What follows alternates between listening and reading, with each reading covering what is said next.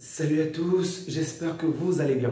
Donc, nous allons débriefer le match du Paris Saint-Germain contre le RC Lens. J'ai pas pu poster cette vidéo un peu plus tôt parce que j'ai dû voir le match en rediffusion. Lorsque le match passait, j'étais vraiment assommé, complètement endormi. Donc, j'ai dû voir le match en rediffusion et je pense que ça m'a donné aussi, d'une certaine manière, on va dire, un autre point de vue par rapport au match. Ok, si vous regardez, peut-être la plupart des personnes qui ont peut-être débriefé ce match vont avoir un certain point de vue, mais regardez le match en rediffusion lorsqu'on connaît le score, c'est pas si évident que ça. Je vais vous expliquer pourquoi. Donc, commençons déjà par ce match. On s'est imposé 3-1 et ça c'était vraiment important parce que grâce à cette victoire, on obtient directement 9 points sur le deuxième, donc RC Lens, l'équipe que nous avons battue, et 11 points par rapport à Marseille en attendant son match dimanche. Ok. Donc cette victoire est déjà très importante parce que battre Lens était vraiment une chose capitale pour nous. Souvenons-nous que c'est la première équipe qui nous a battus en début de cette année, le 1er janvier, alors que jusque-là on avait réalisé une année sans faute, sans défaite. C'est la première équipe qui a réussi à nous renverser. Et donc, ce n'est jamais facile de jouer contre Lens au cours de, on va dire, ces 3 dernières années. C'est une équipe qui n'a pas énormément de fonds, mais qui fait un mercato toujours intéressant. Ils ont des joueurs vraiment assez efficaces. Et ils savent vraiment donner le meilleur d'eux-mêmes pour être au top.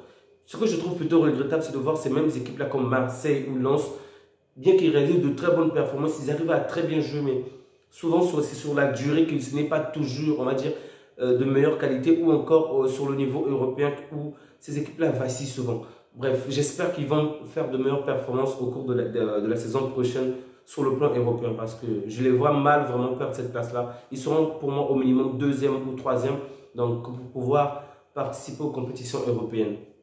Donc revenons par rapport au match. Pendant les 20 premières minutes du match, on a vu de quelle manière on a encore et encore des difficultés vraiment face aux premières équipes du tableau.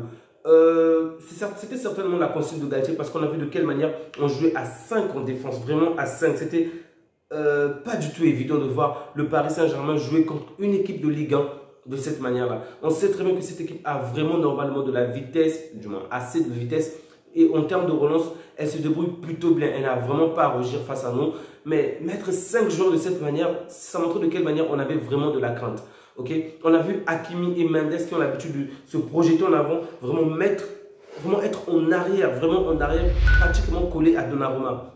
Ce qui n'est pas du tout un message positif pour nous, parce qu'on est censé vraiment avancer, on est censé attaquer l'adversaire constamment, être constamment en avant. Mais lorsqu'on commence à jouer dans notre camp, c'est parce qu'on craint forcément les relances de l'adversaire, on craint vraiment la manière dont l'adversaire se projette dans notre camp. Et lorsqu'on voit même la physionomie du match, lorsqu'on voit tout le parcours du match, on se rend compte que c'est normal. Lens récupérait la balle pratiquement à 53 mètres de son poteau, donc toutes les récupérations de Lens sont passées dans notre camp. C'est choquant quand même. Bref, on a quand même vu de très bonnes choses défensivement, je dois le dire, de la part de excusez-moi, Ramos, Marquinhos, Mendes, Hakimi et même Danilo, même si je pense que Danilo aujourd'hui a été moins bon que d'habitude, ok, quand même de très bonnes choses. Particulièrement Mendes, où il arrive à réaliser vraiment des percées tout seul, vraiment, il me fait plaisir à voir. J'ai parfois un tout petit peu l'impression de voir une autre version de Baldé, mais bon, je pense que Baldé est encore à un autre niveau. Et ça fait vraiment plaisir parce qu'il arrive à effacer les joueurs, à se projeter vraiment. Il manquait de peu qu'il fasse la différence de lui-même. Tu as l'impression de voir un attaquant. Il élimine, il fonce devant, il efface les adversaires et il tire comme il se doit. Vraiment excellent de la part de Mendes. Hakimi aussi essaie de faire de lui-même une très bonne action où Kylian Mbappé s'attendait à recevoir de la balle, mais bon, il ne l'a pas su. Il ne pouvait pas le faire déjà parce que par rapport à sa configuration, tirer était pour moi le meilleur choix possible. Mais bref, c'est pas entré, ce n'est pas grave. Et ces deux joueurs-là sont plutôt sur une bonne lancée. Ça fait toujours plaisir de voir qu'on soit quand même rassurant. Qu'on soit quand même, excusez-moi, qu'ils puissent quand même nous rassurer par rapport à la majeure partie de nos joueurs, ok. Donc, ça fait énormément plaisir de voir ces joueurs-là progresser petit à petit. Messi et Kylian Mbappé qui ont fait un très bon match, et je dois le dire, Vitinha aussi, ok. On a un tout petit peu eu l'impression de voir ce Vitinha du début de la saison, qui nous faisait de très bonnes lancées, vraiment, qui savait se projeter, éliminer des adversaires, se lancer vraiment en avant. Okay. Il ne marquait peut-être pas, mais son impact dans le jeu était très important lors de la première partie de notre saison, donc avant la Coupe du Monde. Et après la Coupe du Monde, il s'est vraiment éteint. Et aujourd'hui, on a vu quand même un meilleur Vitinha, vraiment, félicitations à lui, c'était vraiment impressionnant. Un excellent match de sa part, d'ailleurs, c'est aujourd'hui qu'il a marqué son premier but. Donc, un très bon match de Lionel Messi, un bon match de Kylian Mbappé. ainsi que de Vitinha. Pas un excellent, pour moi je dirais pas excellent parce qu'on a très bien joué la première période suite au carton rouge que l'équipe de RC Lens a obtenu. Je répète, un rouge vraiment mérité, c'est indiscutable. Donc c'est la faute de Samet, donc rien à dire, c'était vraiment mérité. Donc alors que Lens avait vraiment la domination sur ce match pendant les 20 premières minutes, on a vraiment ressenti du danger. Ils étaient constamment dans notre camp. Il y avait vraiment pas mal d'actions où on était mis en danger. Et là, ils obtiennent un carton rouge à la 21e minute. Okay. Et lorsqu'ils obtiennent ce carton rouge, il faut le dire, j'ai dit souvent que Galtier n'intervient généralement pas dans le match, surtout lorsqu'on est mené au score ou on est dominé. Je l'ai dit pendant la Ligue des Champions, même des matchs après, qu'il n'apportait vraiment rien en termes de changement, en termes tactiques. Okay, pour vraiment renverser la partie. Mais je dois le dire, aujourd'hui, il a été fabuleux. L'action qu'il a demandé, le fait d'avoir demandé à Danilo de remonter, de tout le temps crier dessus sur eux, afin qu'ils puissent modifier les plans, ça a été vraiment très important. Je pense que c'est arrivé assez tardivement, donc il a fallu attendre que l'équipe adverse obtienne un carton rouge, donc il puisse être numériquement inférieur à nous. Mais c'était plutôt intéressant de demander à Danilo de monter, et on a vu un peu l'impact que cela a apporté. Donc 7 à 6 minutes après, déjà, il y avait cette vraiment domination, on va le dire, de l'équipe des Sonores. Ensuite, c'est ce qui a conduit forcément à l'excellent but de Mbappé, un bon but de Vitinha et un parfait but de Lionel Messi. Vraiment, il y a eu cette combinaison, ok, des individualités, on va le dire ainsi, qui se sont vraiment élevées et qui ont su combiner pour vraiment aboutir à ce chef-d'œuvre-là. C'était vraiment magnifique à voir, vraiment de très bons buts. Que ce soit de la part de Kylian Mbappé où en un petit regard, il arrive à marquer alors qu'il était il faisait face à l'équipe, à son poteau d'encore. Donc le but du gardien était dans son dos. Il parvient vraiment à laisser passer la balle très simplement, rapidement, efficacement.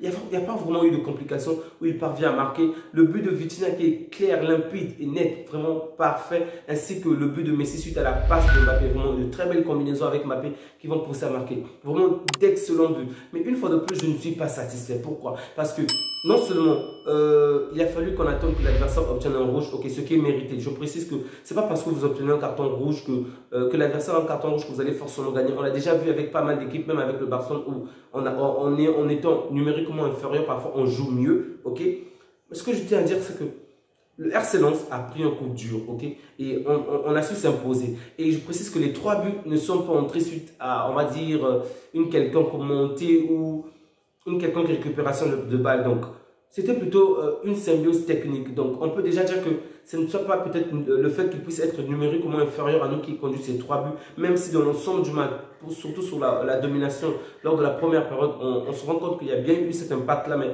les buts en tant que tels, c'était de bonnes combinaisons qui ont simplement abouti à ces buts-là. Maintenant, par exemple, le but de Vitinha, on peut se rendre compte que oui, c'est peut-être le fait qu'il y ait un joueur en moins, parce que avant qu'il ait ce carton rouge, on était pratiquement, comment dirais, c'était un bon marquage. Mais une fois qu'ils ont eu le carton rouge, ben, lorsqu'il s'agissait des coups de pied arrêtés, donc des corners, il y avait toujours ce joueur libre. Donc Vitinha était généralement libre puisqu'il y avait un joueur en moins. Ils se sont vraiment repliés. Donc sur ce point-là, oui, ça a quand même impacté. Mais en dehors de ce but, je pense que sur les 2 autres buts, ben, c'était juste de la qualité, de la bonne qualité. Et d'ailleurs, on n'a pas à se justifier de l'erreur que leur joueur a commis, ça m'aide. D'ailleurs, de notre côté aussi, David Ruiz va aussi commettre une faute. Toujours regrettable, en seconde période, qui va conduire à un tir au but, donc un penalty, et le RC Lens va finalement le marquer. Ce que je trouve regrettable dans ce match, c'est à partir de la seconde période. C'est vrai, on joue contre une grande équipe, okay, une bonne équipe, il faut le dire ainsi. En seconde période, on s'est éteint. Comme d'habitude, le Paris Saint-Germain n'a aucune continuité. Vraiment, tu sens qu'il y a toujours la différence entre la première période et la deuxième période. Il y a toujours la différence entre lorsqu'on mène ou lorsqu'on se fait mener. Et ça, c'est vraiment triste. Ce Bayern d'aujourd'hui n'est peut-être pas le plus efficace, mais lorsque tu vois par exemple le Bayern, généralement, tu vois, cette équipe est capable de te mener 5 à 0, 4 à 0 depuis les 4 premières minutes de jeu. Bon, j'abuse. Mais elle va garder le même rythme jusqu'à la 90e minute. Et ça, c'est ce qu'on aime, c'est ce qu'on adore voir dans une équipe. Ça te fait plaisir de voir ton équipe avoir le même rythme, la même envie de toujours faire mal, d'avancer et de continuer. On l'a vu encore même pendant la Ligue des Champions avec City par exemple. Alors que City menait 3 buts à 0 jusqu'à la 92e minute, tu pouvais voir David Silva contrer, poursuivre l'adversaire. C'est comme si c'est son équipe qui va bientôt se faire éliminer. Mais le Paris Saint-Germain, non, toujours pas. Pas de continuité. La première période est fabuleuse suite à notre domination du score, ok? Mais la deuxième période, tu sens très bien qu'ils ne sont pas vraiment venus avec l'intention de renverser l'adversaire. Il y a eu de très bonnes choses, particulièrement, je vais dire, lors des 15 dernières minutes du match, ok? De bonnes combinaisons, mais ce n'est pas vraiment suffisant. C'est pas du tout suffisant. Si aujourd'hui, le RC Lens, ok? Ils ont eu de très bonnes choses, ok? Je vais le dire surtout de la part de Opemenda. J'espère que je prononce bien son nom. Opemenda. Ouais, c'est ça, Opemenda. D'accord. Surtout de sa part, tu sens que s'il y avait un autre collègue avec lui pour combiner ou une autre personne pour vraiment se lancer dans les courses, on aurait vraiment eu de grands problèmes. Le RC Lens pouvait bien marquer un ou deux buts. Lens vraiment a très bien joué de ma part, ok? Et donc, on va dire que ce carton rouge les a vraiment pénalisés, mais en soi, ils se sont bien débattus. Et du côté du Paris Saint-Germain, on manque toujours cette symbiose-là entre on va dire la première période, la seconde période, ou lorsqu'on est mené, vraiment. On avait la possibilité de tuer encore plus, ok? De marquer encore plus, mais bon, on s'est laissé aller et l'adversaire a vraiment eu de très bonnes choses. Ce que je trouve plutôt regrettable par rapport à ce match, c'est que, souvenez-vous, au début de mon débriefing, je disais que ce n'est pas du tout évident parce que je connaissais le score avant de commencer à voir le match, ok? Mais je l'ai regardé en totalité, vraiment. Il n'y a pas eu à accélérer la vitesse ou quoi que ce soit. Vraiment, je l'ai regardé comme si c'était en direct pour comprendre certaines choses, avoir un autre point de vue. Et là, je vous dis que c'est épuisant parce que tu sais que ton équipe a déjà marqué 3 buts, qu'elle ne va plus marquer. Tu attends juste le but de l'adversaire, surtout que tu sais que ça sera suite à un tir au but. Et même là, tu le vois, tu te rends compte que ce n'est vraiment pas facile de voir le match. En fait, il n'y a rien, plus rien on va dire de majestueux, d'éclatant qui est proposé. Tu sens qu'ils veulent juste défendre le score ou ils attendent juste que l'adversaire commette la moindre erreur pour faire la différence. Un bon arbitrage de la part, vraiment l'arbitre les arbitres ont bien arbitré ce match, ok?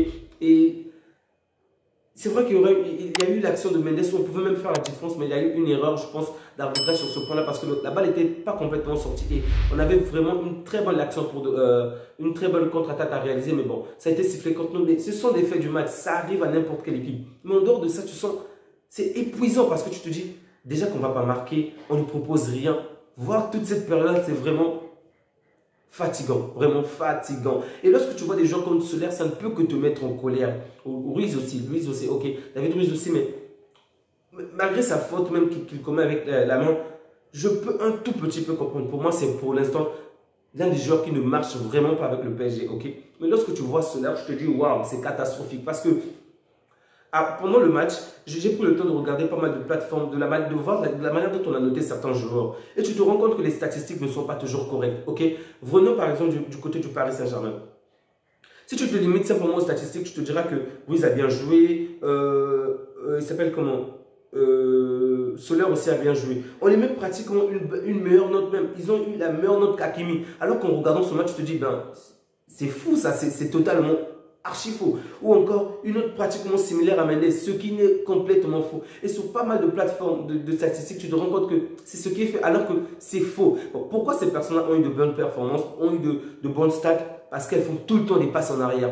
Aucune proposition d'avancement. Ok, ces joueurs ont la balle pour faire toujours jouer en arrière. Ils avancent, il y a la moindre adversité les pousse à jouer toujours en arrière. Et donc, plus que les passes sont réussies, évidemment que ça va compter dans les stats. Évidemment qu'ils ont de meilleures stats. Mais lorsque tu vois le match, tu ne peux qu'être déçu de leur performance. Vraiment, ils ne créent aucun danger. Aucun danger. Vraiment, c'est... En fait, ça te met tellement en colère que tu te dis, le petit...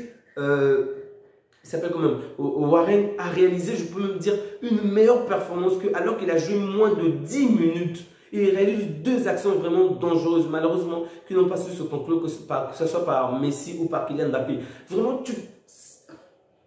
le milieu du terrain du Paris Saint-Germain, vraiment, ce n'est pas du tout un milieu du terrain rassurant. Autant que Vitinha aujourd'hui a quand même fait de son mieux, mais Soler ou Ruiz vraiment n'ont pas du tout été à la hauteur. Et là, lorsque tu vois de l'autre côté Fofana réaliser de très bonnes performances, tu ne peux que mettre la main sur la tête parce que tu te dis, on a tellement crié à ce que ce jour-là vienne, on a tellement voulu qu'il vienne pendant la période de Mercato et ce sont ces jours-là qu'on nous a donnés. Vraiment, c'est triste à voir. Donc, une fois de plus, pour voir de quelle manière ces statistiques-là peuvent très bien être trompées vraiment parce que en faisant des passes en arrière, on obtient des bons stats, mais lorsque tu vois l'impact dans le jeu, il n'y en a pas. De la même manière que je vois du côté de Lens, par exemple, Openda, on l'a mis sur pas mal de performances, 2,4.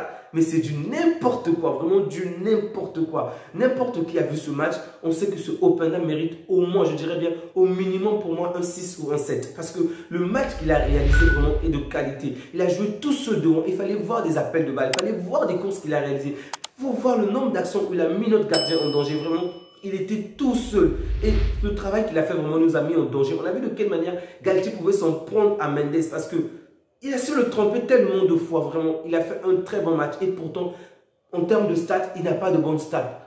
Comme quoi, les statistiques ne sont pas toujours correctes. Donc, si on se base constamment sur les statistiques, évidemment qu'on va se tromper. Et c'est ça le défaut de pas mal d'équipes. Parce que tout ce qu'ils font, c'est ils vont voir une ou deux performances d'un joueur qui brille. Ils vont voir les stats, ils vont se dire, ouais, c'est un joueur de qualité. Alors que lorsqu'on le voit sur le terrain, bah, il n'a rien. Excusez-moi, là, je parle de Ruiz et Solaire. Ils n'ont rien foutu. Et pourtant, on a des statistiques plutôt intéressantes. Et lorsqu'on voit un joueur comme Openda qui a réalisé un bon match, il a de mauvais stats parce que peut-être il n'a pas réussi à marquer alors que ce n'était pas du tout évident. Il n'a peut-être pas réalisé autant de passes. Mais ce qui est normal par rapport à son poste, on s'attend pas à ce qu'il réalise des passes en arrière. Bref, vraiment, il faut voir le match pour vraiment faire la différence sur certains points. Il ne faut pas vraiment se limiter au stade parce qu'il y a des choses beaucoup plus intéressantes que ces stats laissent passer. Donc, dans l'ensemble, une victoire très importante pour le Paris Saint-Germain parce que jusque-là, on n'avait pas battu de grandes équipes du haut du tableau. On l'a vu avec Monaco. Je crois que c'est souvent au match retour qu'on les a battus. On l'a vu avec Marseille où on a vraiment galéré, mais au final, on les a battus, ce qui est une très bonne chose. Et enfin, Lens. Donc, cette équipe lançaise n'avait vraiment pas à rougir face à nous parce que c'est une équipe qui fait vraiment de très bonnes performances. Et je suis certain, excusez-moi, je suis certain qu'elle va réaliser de meilleures performances à venir. Donc, j'espère vraiment qu'ils vont pouvoir garder cette deuxième place du tableau, qu'ils vont davantage faire mieux contre une certaine équipe de l'Olympique. Bref, l'Olympique de Marseille. Parce que parmi les matchs qui les restent à venir, il y a Marseille et il y a même Monaco. Donc, ils ont quand même des matchs assez complexes. J'espère que cette équipe sera à la hauteur de cela. Bref, un match plutôt intéressant, particulièrement en première période pour nous les Parisiens. La saison est pratiquement terminée, il n'y a plus de titres importants à gagner si ce n'est que ce championnat. J'espère juste que cette équipe va continuer à faire de très bonnes performances. Donc, félicitations à Galtier pour le changement tactique qu'il a pu faire. Bravo à lui, j'espère qu'il va s'améliorer parce que c'est pas vraiment évident, c'est pas vraiment intéressant de voir notre équipe se faire malmener ainsi lorsque l'adversaire est à égalité avec le Paris Saint-Germain numériquement. Bref. Une victoire très importante et ça nous permet de nous avancer un tout petit peu vers, donc c'est un immense pas, on va le dire ainsi, vers le titre. Merci à vous d'avoir pris le temps de liker, de partager, de vous abonner, ça fait énormément plaisir et petit à petit, notre communauté ne cesse de progresser. Vraiment, prenez bien soin de vous et que Dieu vous garde. Au revoir.